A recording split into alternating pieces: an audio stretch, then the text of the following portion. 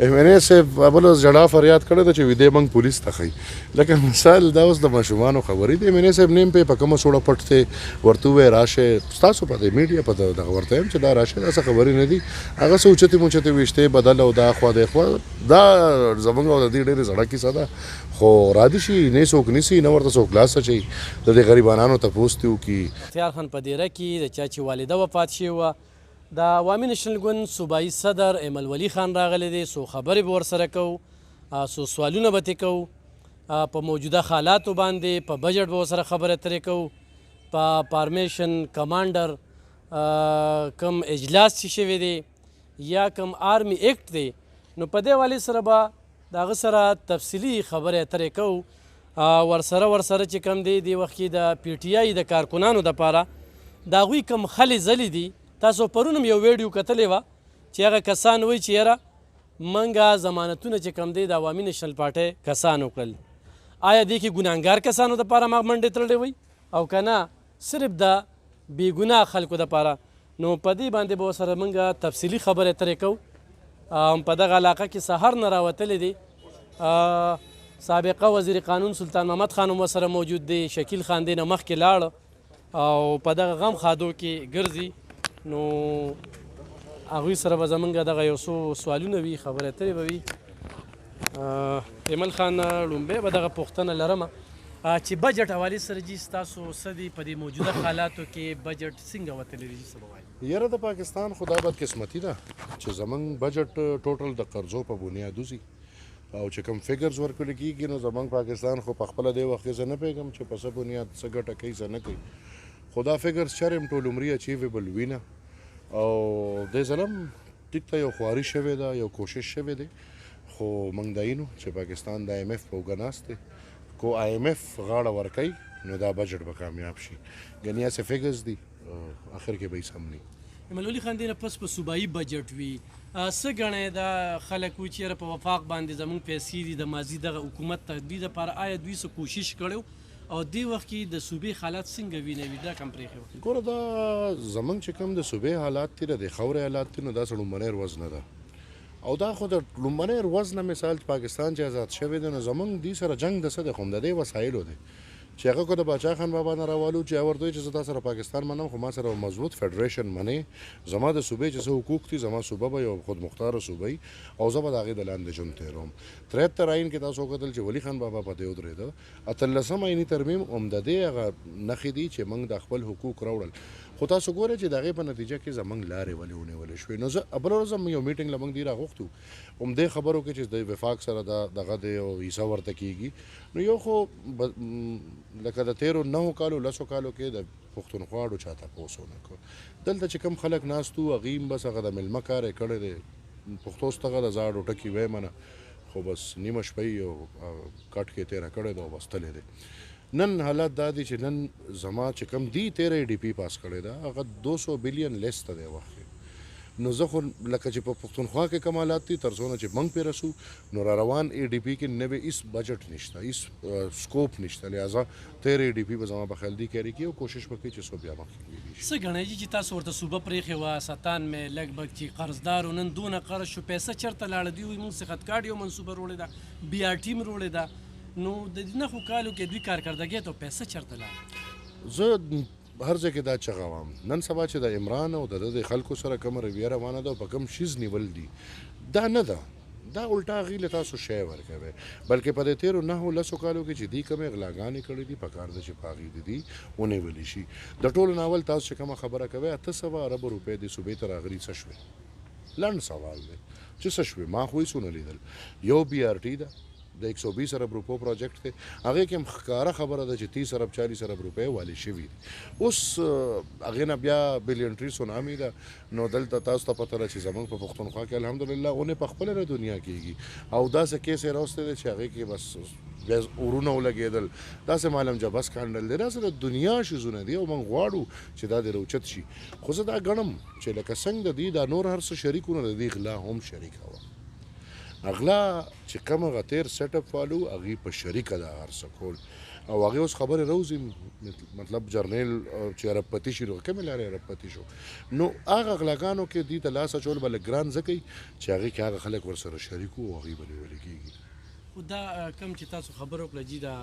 صحت کارت دا منصوبه یادوي اوس وایي چې 2 ارب چې کوم دي صوبه قرضدار دی دا نګران حکومت کې قرضدار شو که نه د دوی په مخ کې 200 ارب دې وخت کې صوبه لیس ده. زه بېدبي د معافي صحت کارت نه خلکو ته فایده میلو شوي خو د صحت کارت عمره غټ فراډ د پښتنو سره نه کېدی شو نه به وشي. دا خو تاسو ته پته ده چې نن سبا خو بینکونو والا ګرځي او د یو سړي چې لایف انشورنس کوي نو په هغې پرسنټیج یې ورکوي نو ته سوچ وکړه چې هغه بینک به دې له څونه شی ورکړي چې دا ټوله صوبه ټول پښتانه ټول قام یې هغه بانک سره انشور کړل او زمونږ چې د هیلث څونه پیسې وي هسپتال جوړ نه شو بی ایچ یو کې کار ونه شو دوايي رانله بل څه ونه شو بلکې هغه د هیلث ټوله پیسه لاړه هغه صحت کارت ته لاړه. بل خوا څه وشو چې کوم اپریشن به په 10,000 روپۍ کېده هغه په صحت کارت باندې پرایویټ هسپتال والا په 15 لکه وکړو. غریب ته هم فایده میلو شوه هسپتال ته هم فایده میلو شوه نورو ته هم فایده میلو شوه خو اینډ آف د ډے در ورځ په آخره کې زمونږ چې هغه نور څونه قوم دی دا خو په کروڑونو دی د هغې حق ووالی شو. ایمل خان د آرمي ایکټ ته په کم نظر ګورئ او دا کم فارمیشن کمانډر دا کم اجلاس چې شوی دی آیا سبا د په نورو ډلو باندې خو دا غالب کېدی نشي راتلی نشي دي؟ زه خو د باچا خان بابا د سوچ او د فکر سپی یم زه دا ګڼم چې سیاسي کار کردار په عدم تشدد په لاره کې خوند کوي او چې کله هم ته تشدد په لاس کې هلې نو ریاست په دا کار کوي. صحیح. دا کم جی تاسو کم چا دپاره ضمانتونه وکړل آیا دې کې د ګناهګار هم تاسو دغه کوئ که نه بل ورځ د سابقه یې دا خبره کوي چې د ده په وجه باندې دې مخبري کوي بلکې دې پولیس مخبر یې تاسو ګڼلی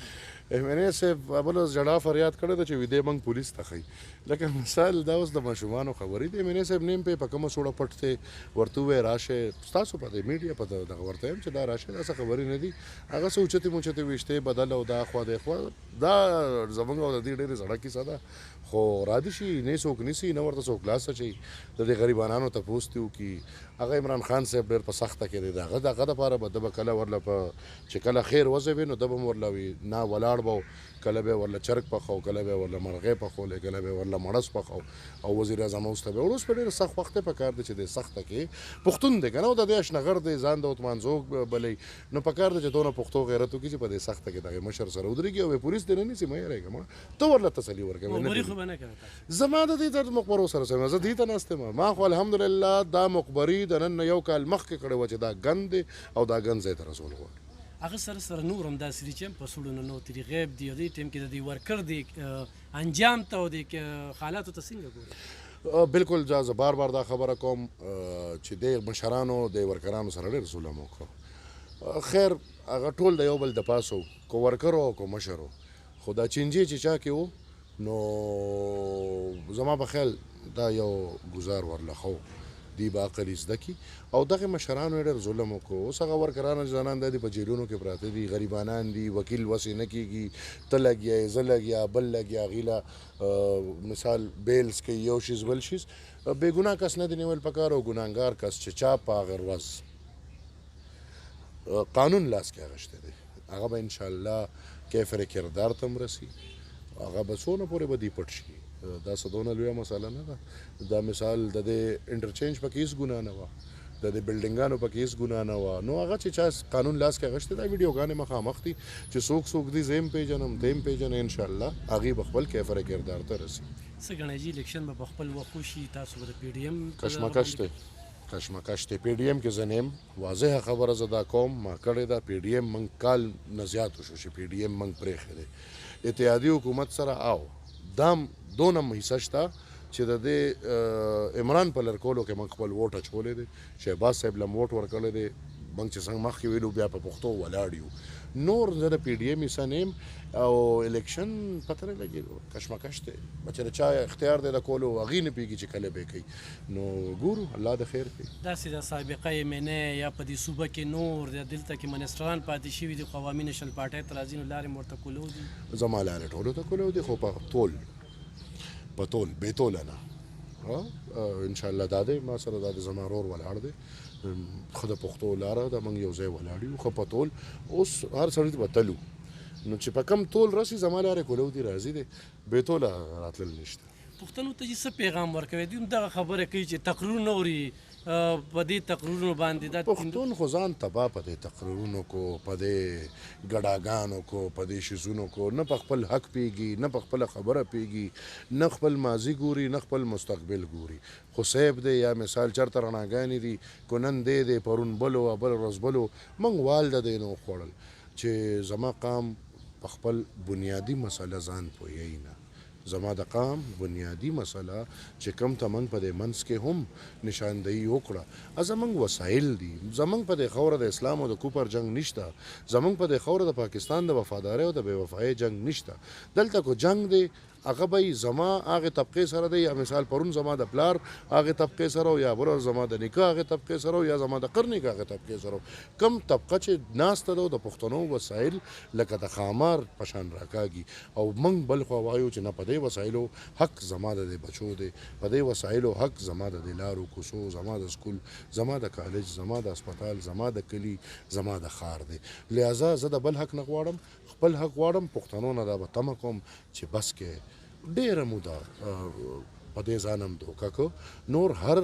مشکل ته پکار دی چې موږ مخامخ ودرېږو په خپلو بچو له دا حق وکړو ایمل ولی خان اخیرنۍ پوښتنه کوم ولی باغ هغه د ډلې سیاست نه د پښتون سیاست کوي چې پښتون باندې هر ځای کې سختي په هره پارټۍ کې وي تاسو ول اواز پورته کړی خو 400 کې موږ وینو عوامي فورم کې عوامي نشنل پاګون چې کم دی هغه نمایندګي په نظر نه راځي خو چېرته اے پی سی راځي نو دوی پکې غیر حاضر لکه بعضې انا جوړه کړي یا دلته کې ریډیو باندې چېرته ټاک شو وي میسیجو ګوري راځي نه نو دا درته زه یو ګیله کوم 400 انشاءالله ستاسو ګیله ماته راورسېده نور ستا ګیله ماته راورسېده انشاءالله طالب ریډیو له ذموار ملګري